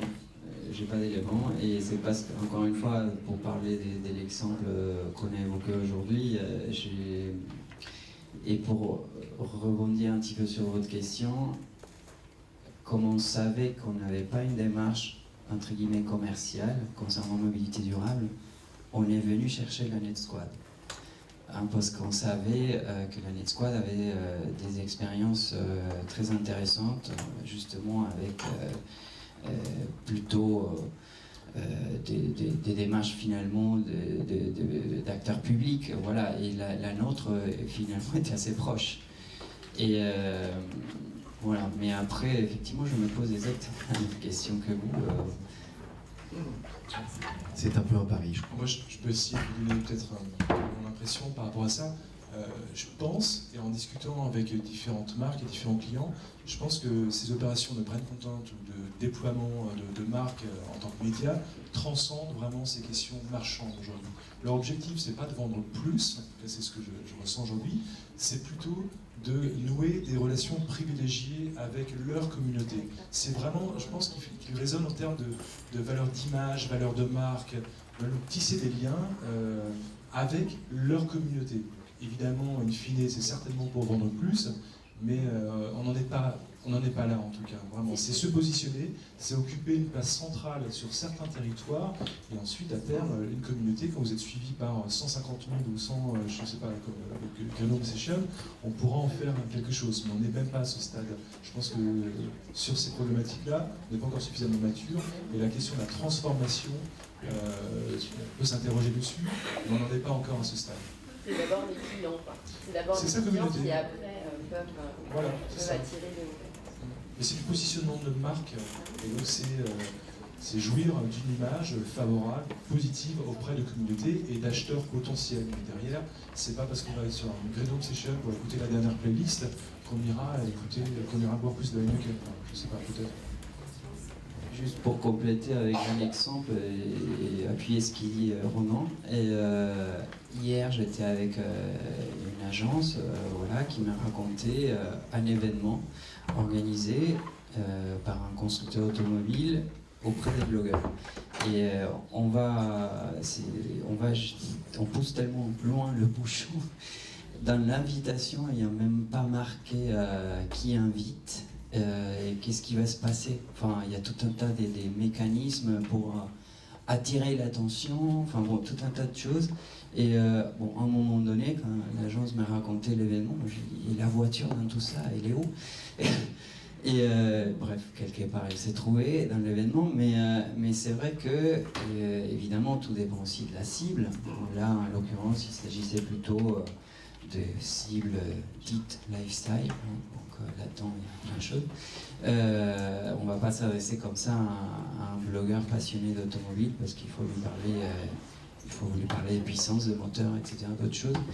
Mais je pense qu'il y a, c'est l'objectif un petit peu de ce qu'on vous montre aujourd'hui, enfin, il y a forcément un changement un peu en route, un peu culturel. Et il faut qu'on s'adapte un petit peu à ça, qu'on essaye d'appréhender les codes. Et je reviens un petit peu au sujet, c'est que pour ça, il faut qu'on s'appuie effectivement des agences parce que c'est toujours plus difficile de s'adapter soi-même tout seul dans son coin que de s'appuyer sur d'autres qui ont compris le changement. Merci Javan. Question qui en a une autre à gauche après. Ouais. Oui, BNP Paribas, Santé, on voit qu'il y a quand même de l'organisation, de la gouvernance, donc je m'adresse aux deux speakers. Est-ce que ça crée de nouveaux métiers? Alors en particulier parce qu'il faut quand même pousser les directions générales à prendre des partis plus osés. Enfin, voilà. Donc est-ce que ça crée de nouveaux métiers dans la com, dans le marketing, à la frontière des deux, en pont voilà. Est-ce que ça restructure aussi un petit peu l'organisation dans l'entreprise pour créer du brand content et puis s'en servir comme un outil? Clairement, chez Renault, il y a ce qu'on appelle les reporters-rédacteurs, c'est des postes qui se sont créés pour faire du storytelling. Et c'est des compétences qui existent du coup en interne. Pour ce type de compétences, à l'époque, on avait recruté des gens avec un profil plutôt journaliste, enfin des gens qui aiment justement raconter des histoires, si j'ose dire.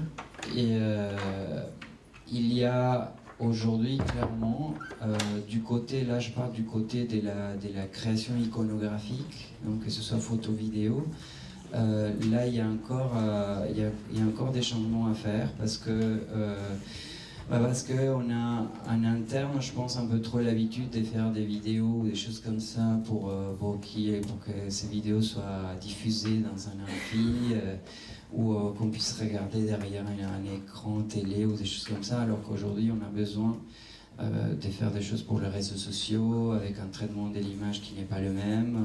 On a besoin des reportages pour Instagram, enfin des choses comme ça.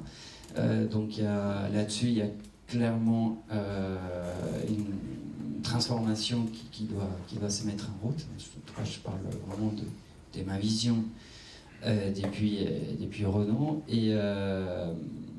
Et puis, il y a un métier clairement aussi à côté du rédacteur-reporter. C'est clairement le métier du community management qui est nouveau, entre guillemets, hein, parce que bon, c'est plus tellement nouveau, mais il y a encore beaucoup d'entreprises qui n'ont pas internalisé cette compétence-là. Clairement, il faut le faire. Il ne faut pas que le community manager à l'interne de l'entreprise fasse tout, mais en tout cas, il faut ce métier en interne, il faut assurer la compétence. Et chez Renault, moi, je me suis occupé notamment de mettre en place une formation. Et donc aujourd'hui, chez nous, c'est dans le catalogue des formations qui sont à disposition de tous les collaborateurs et pas que les collaborateurs de la direction de la communication. Donc, parce que c'est aussi ça, hein, il faut assurer du son neuf qui arrive. Donc,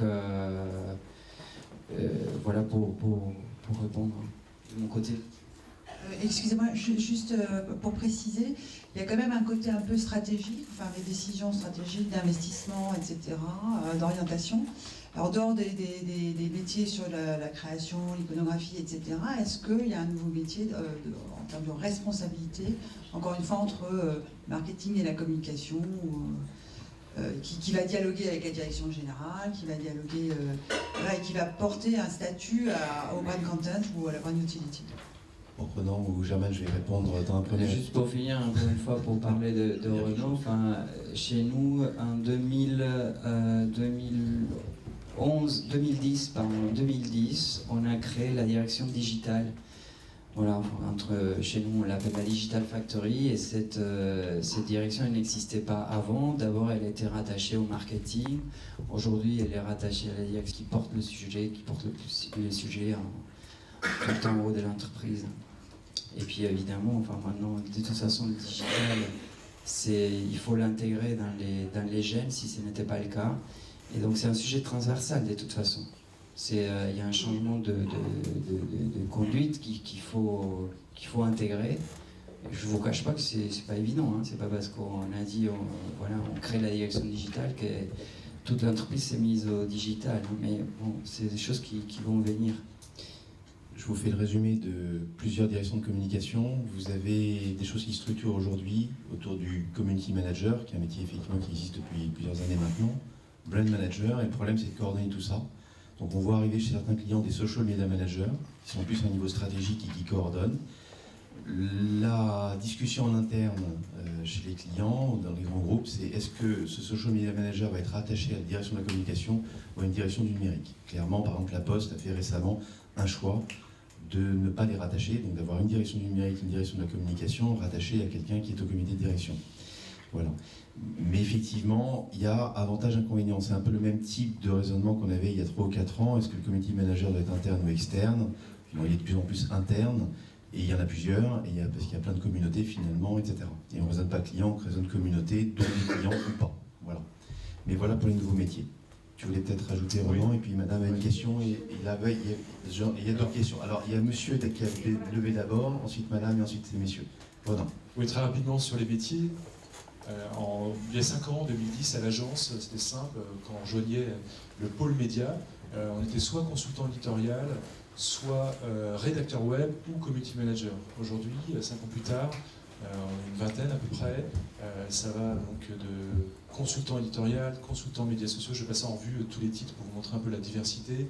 Social media manager, community manager, digital PR, consultant brand content, chef de projet digital qui n'existait pas auparavant, parce qu'il y avait des chefs de projet techniques qui étaient rattachés à des métiers, enfin, qui faisaient la coordination entre les clients et les équipes techniques, et aujourd'hui qui font le lien entre les équipes éditoriales et les équipes techniques et fonctionnelles. C'est pareil au niveau, on faisait appel nous, à des JRI, alors on continue à le faire pour des reportages institutionnels, journalistes reporters d'image. Journalistes reporters d'image, et de plus en plus ce sont des producteurs de contenu multimédia. En gros, enfin, la palette est extrêmement large. Sur 20 personnes, souvent je dis qu'il y a 20 postes, 20 intitulés de postes différents. Donc la réponse est oui, bien évidemment. On invente en permanence des nouveaux métiers, en permanence. Et voilà, on sent vraiment cette révolution numérique parce que les métiers, ces fonctions, ces prestations se réinventent en permanence. Et ce qu'on fait aujourd'hui n'a plus rien à voir en termes d'organisation, en termes de prestations, par rapport à ce qu'on faisait il y a encore 1 an ou 2 ans. Il y a de plus en plus de questions alors que l'heure avance, donc déjà, monsieur. Bonjour, Johnny Lee, je fais partie du groupe Orange. Vous avez parlé principalement des contenus créés par l'entreprise, mais je me posais la question dans quelle mesure l'UGC, les contenus créés par les consommateurs, les utilisateurs finaux, fait partie du brand content et comment vous gérez ces deux types de contenus. Oui, effectivement, je ne l'ai pas mentionné parce que voilà, on devait se limiter à une liste pas trop importante. Oui, il y a bien sûr des marques qui utilisent en fait cette technique pour produire des contenus. Je pense à Nowness par exemple, qui est une plateforme, la plateforme de Louis Vuitton, et qui donne la parole à des contributeurs. Alors ce sont souvent des artistes, des directeurs artistiques, des chanteurs. Il y a Björk qui a contribué récemment, mais aussi à des consommateurs de marques. Et c'est du reportage très très bien fait. Donc Nowness.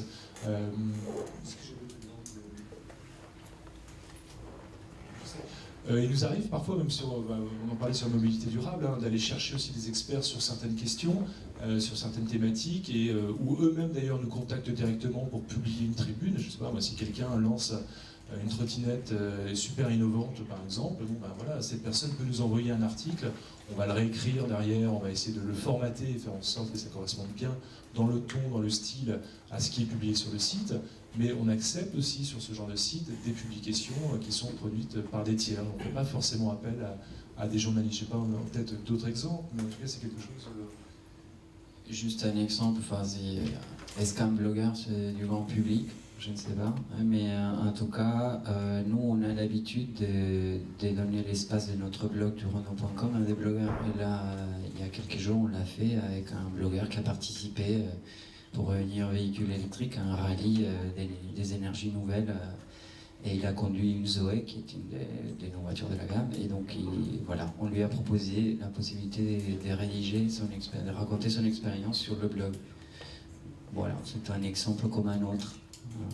Voilà, pour commencer, il y avait une question, je me souviens plus, alors messieurs c'est sûr, il y avait une dame par ici, non? Alors monsieur, madame et monsieur, allez-y. D'abord madame, allez on y va. C'était juste par rapport à la question de madame de la BNP, le brand content c'est pas uniquement rattaché au digital. On voit aujourd'hui des marques comme, je ne sais pas s'il y a des gens dans la salle, de Chanel ou LVMH qui publient des livres d'art. Donc tout ça pour apporter du contenu de marque. Donc c'est vrai que dans certaines entreprises, j'imagine, enfin je n'ai pas de connaissances particulières, mais j'imagine il peut y avoir une direction brand content qui réorganise différemment et qui ne soit pas ni dans le digital, ni, je pense que ça aussi, ça peut changer l'organisation dans certaines structures en tout cas. Moi j'ai jamais vu, mais je sais pas. Alors oui, effectivement, là c'est vrai qu'on s'est concentré plutôt sur des exemples de sites, de plateformes de marques, mais d'ailleurs on a même souvent des pure players qui vont utiliser d'autres supports, et je pense par exemple à Airbnb qui a publié en fait une revue, un magazine papier à l'automne dernier. Enfin, la première édition est sortie à San Francisco, ils ont sorti à 20 000 exemplaires, qui s'appelle Pineapple, c'est un très très beau produit papier. Et effectivement, il y a différents types de formats, de supports qui sont utilisés, et le papier bien sûr, le brand content c'est très large, enfin, on en parlait un petit peu en propos introductif, ça concerne bien évidemment différents types de formats, différents types de contenus, c'est ce qui les contenus, enfin, la question publiée souvent à des fins publicitaires, mais organiser de l'événement, c'est du brand content. La Net Squad organise par exemple un cycle de conférences avec Ouzbek Erika, une communauté, celle de chaque mois, et je considère que c'est du brand content parce qu'on est là pour communiquer, pour les couvrir, pour parler de l'agence, etc. Donc bien sûr, évidemment, la panoplie, la palette de formats est extrêmement large. Mais je comprends la question de madame, c'est est-ce que ça mérite une direction du brand content indépendant de la direction de la com ou la direction du numérique? Un département du marketing, ou voilà, c'est quel est le positionnement du brand content en termes de direction? Alors chez nous, il y a une direction qui s'occupe des marques, parce qu'il n'y a pas que Renault. Il y a Dacia, il y a Renault Samsung Motors, etc. Et il y a une direction de la marque qui ne fait pas partie de la direction de la communication. Ils sont en marketing, mais ce n'est pas une direction qui s'occupe de la création des contenus. Ils sont plutôt là pour établir des guidelines et des outils qui vont nous permettre derrière de produire le contenu selon les règles, l'usage qu'il faut pour parler de la marque et des produits.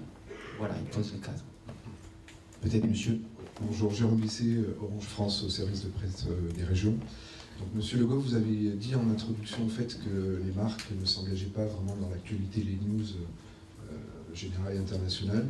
Et pourtant, lorsqu'on voit le panorama que vous avez fait, on aborde quand même des thématiques sociétales, l'urbanisme, la sécurité, etc. Vous avez rajouté, monsieur Gomez, qu'on pouvait aussi, par les réseaux sociaux, maintenant interpeller les politiques. Donc aujourd'hui, c'est quoi la frontière? Et évidemment, la réponse m'intéresse, et ainsi que la vôtre, côté CFPJ. Voilà. C'est ce que j'ai dit un peu en provoquant quand j'ai démarré. C'est que pour moi, il n'y a plus de frontières. Et clairement, aujourd'hui, on a les outils, finalement, et particulièrement les réseaux sociaux, qui nous permettent de faire le travail qu'avant on n'était fait que par les médias ou par les journalistes. Donc moi je pense honnêtement qu'on n'a pas fini de voir l'évolution du sujet. Enfin voilà, moi je pense que clairement il n'y a pas. Moi, je suis d'accord avec vous, il y a plus de. C'est très flou. Donc après, c'est à chacun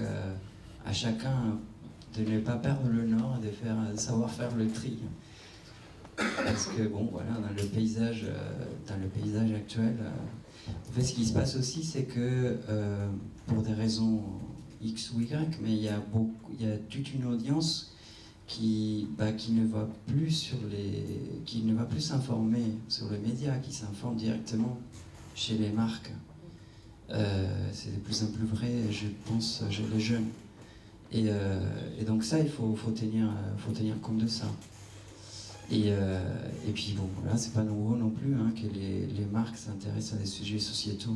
Voilà, aujourd'hui, on appelle ça la responsabilité sociale d'entreprise aussi. Donc, oui, et dans les exemples que j'ai pris, c'est vrai que je disais qu'il y a deux domaines peut-être qui sont pour moi encore réservés aux médias. C'est la politique, qu'on essaie le moins possible de parler politique sur les sites de marque. Ça n'empêche pas après d'interviewer je sais pas, un maire ou une personnalité politique pour le faire réagir à une thématique. Mais évidemment, ça on le fait, on peut prendre contact avec lui sur Twitter et autres.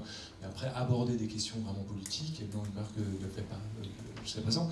Pareil pour les affaires internationales, c'est vrai qu'une marque n'a pas vocation, n'a pas d'intérêt à les couvrir, à faire du reportage, etc. Et ça reste quand même chasse gardée, propriété en tout cas de la part des médias. Et d'ailleurs, tous les pure players qui se lancent aujourd'hui prennent vraiment ces orientations et ces lignes éditoriales. C'est souvent du reportage à l'étranger, très fouillé, etc. Donc c'est quelque chose qu'on ne voit pas sur les sites de marque. C'est peut-être pas les sujets des marques, mais même les sujets politiques et internationaux ne sont pas l'exclusivité des médias. Parce que finalement, il suffit d'avoir un compte Twitter pour faire son propre reportage photo quand je suis dans une manif, etc. etc. Donc, mais c'est tout à fait vrai ce qu'il dit Roland, dans le sens où c'est rare quand même qu'une marque se mette à parler de tout et n'importe quoi. D'abord, si elle va sur un domaine qui n'est pas strictement le sien, donc si c'est un domaine sociétal, quoi qu'il en soit, en général, la marque, elle va avoir une certaine légitimité à parler de ce sujet. C'est ce qui se passe avec nous sur les sujets de la mobilité ou les sujets de la sécurité routière, notamment il y a quelques années. Mais voilà, on va quand même éviter les sujets politiques, etc. Enfin, là, il y a peut-être une exception, enfin, que finalement c'était un sujet de société, enfin, c'est les attentats à Paris, où je pense que si ce n'est pas toutes les marques, mais on s'est à peu près tous exprimés, et on a tous exprimé une solidarité avec Charlie Hebdo et ce qui s'est passé, et on l'a exprimé clairement sur Twitter et sur nos sites corporate. Ça, c'est peut-être un petit peu une exception, je dirais. Mais avant de prendre une dernière question, donc je vais aussi répondre du point de vue du CFPJ. Est-ce qu'il y a des gens du groupe La Poste ici, que je parle sous le contrôle? Il y a vraiment un phénomène, quelque chose qui m'a interpellé il y a 3 ans, c'est que la communication du groupe La Poste nous a demandé de les former à mieux connaître les médias locaux. Alors, j'en ai pas de problème, PQR, PHR, ce que vous voulez. Et en ayant les canards des conseils généraux, des mairies, etc., parce qu'on a fait l'étude en interne qui s'adressait beaucoup plus à nos publics, dans certains cas ou pour certains sujets. Donc pour moi, c'est vraiment l'illustration, effectivement, des frontières qui sont estompées. Et vous avez derrière beaucoup de canards, de conseils généraux, de mairies, etc., des journalistes qui soit sont reconvertis, soit ont plusieurs missions, soit pigistes, etc., et qui font un très bon boulot. Donc effectivement, on peut trouver du contenu de qualité, sourcé, vérifié, parce que c'est comme ça le nerf de la guerre, surtout à l'époque d'une certaine infobésité, où on sait plus vraiment ce qu'on lit et d'où ça vient. Et si on prend l'exemple de la photo, la différence entre un photojournaliste et une photo publiée, c'est que le photojournaliste peut vous dire où la photo a été prise, quel est le sujet, quels sont les noms des personnes dessus. Enfin, c'est pas neutre, parce qu'il y a évidemment beaucoup de confusion possible, même par des personnes extrêmement consciencieuses. Donc aujourd'hui, moi j'aurais une réponse du ou du et qui inclut les deux. C'est-à-dire qu'on peut trouver du contenu qualité chez Orange, on peut trouver du contenu qualité dans les médias évidemment. Ce que j'ai entendu tout à l'heure, c'est pas forcément que les marques s'intéressent de parler de politique ou quoi, c'est que sur des sujets techniques, c'est souvent les marques qui ont le sujet pointu, parfois avant les journaux spécialisés ou les médias spécialisés. Après, moi je raisonne simplement en tant que lecteur, consommateur au quotidien. Quand j'ai un doute, quand vraiment quelque chose me surprend, je vais aller multisourcer pour voir d'où ça vient et ce qu'on en dit, pour avoir des opinions contradictoires, etc. Et sur certains sujets, j'ai plus confiance en Mediapart que sur d'autres. Sur d'autres sujets, j'ai plus confiance en Figaro, et ainsi de suite. Donc après, c'est la crédibilité. Donc j'ai envie de vous dire, en tant que marque, ne publiez que des choses vraies, factuelles, sourcées, c'est-à-dire comme un boulot de journaliste, parce qu'effectivement, il en va de votre crédibilité. Si demain, vos lecteurs, vos auditeurs, vos téléspectateurs sur la TV, etc., veulent avoir confiance dans vos contenus, il faut qu'ils soient extrêmement bien brandés et sérieux, quoi. Voilà, tout simplement. Sinon c'est plus qu'on lit, on sait plus ce qu'on voit. Voilà. Et ça, pour le coup, les journalistes ont fait plutôt l'apologie à un moment donné du slow journalism, c'est-à-dire d'aller plus lentement, effectivement de le vérifier, de le sortir plus tard, mais à ce moment-là d'angler plus les sujets, parce que le sujet c'est pas est-ce que la nouvelle Zoé est sortie ou pas, parce que ça on l'a su partout, mais de travailler l'angle pour savoir quel est l'intérêt de cette nouvelle Zoé, pourquoi, etc. Qu'est-ce que ça apporte, voilà. D'attaquer plus tard, mais avec un angle plus riche. Voilà. Est-ce que j'ai répondu à votre question? On va prendre encore, il est -7, une dernière question. En général, c'est la première, la dernière, et ben voilà. Bonjour, merci pour la présentation. Je m'appelle Christophe Pilate, directeur de création chez Publicis. Je voulais juste compléter, alors je ne sais plus si elle est là, Madame Assurance, c'est... Non, là, elle est partie.